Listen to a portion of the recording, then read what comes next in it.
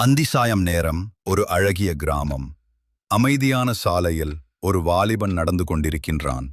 அந்த அமைதியான சூழலிலும் அவன் மனம் மட்டும் கலங்கியிருந்தது. அந்த வாலிபனின் கனவு மிகவும் பெரியது.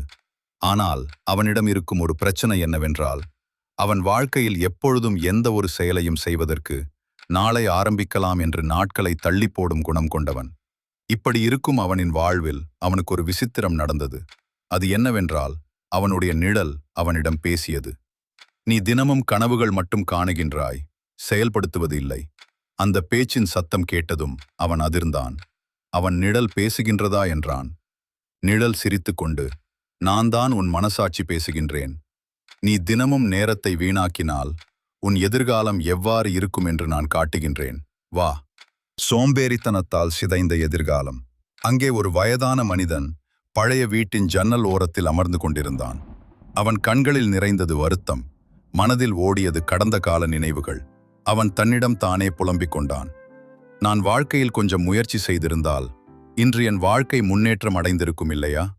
அந்த ஏழ்மை நிலையை பார்த்ததும் அந்த வாலிபன் அதிர்ந்து போனான். அப்போது நிழல் மீண்டும் சொன்னது, இது உன் எதிர்காலங்களில் ஒன்றுதான்.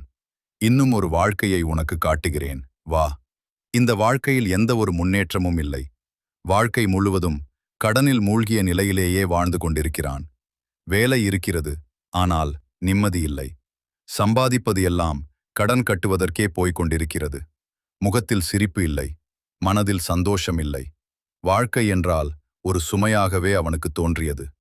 இந்த வாழ்க்கையில் அவன் கடினமாக உழைக்கிறான். தோல்வி வந்தாலும் தளரவில்லை. மீண்டும் மீண்டும் முயற்சி செய்கிறான். ஒவ்வொரு தோல்வியையும் பாடமாக மாற்றிக்கொள்கிறான். அந்த முயற்சியின் பலனாக ஒரு நாள் வெற்றியை அடைகிறான். மெல்ல மெல்ல அவன் வாழ்க்கை முன்னேற்றம் அடைகிறது. இந்த 3 வாழ்க்கைகளையும் பார்த்த பிறகு அவன் நிழலை நோக்கி கேட்டான், இதில் எந்த வாழ்க்கைதான் எனக்கு நடக்கும்? அதற்கு நிழல் மெதுவாக சிரித்து சொன்னது, நீ இன்று என்ன செய்கிறாயோ அதுதான் நாளை நிஜமாகும். அந்த வார்த்தைகள் அவன் மனதில் ஆழமாக பதிந்தது. அந்த நாள் முதல் அவன் ஒரு முடிவு எடுத்தான். அடுத்த நாள் முதல் அல்ல, அதே நாளிலிருந்தே அவன் தனது செயல்களை தொடங்கிவிட்டான்.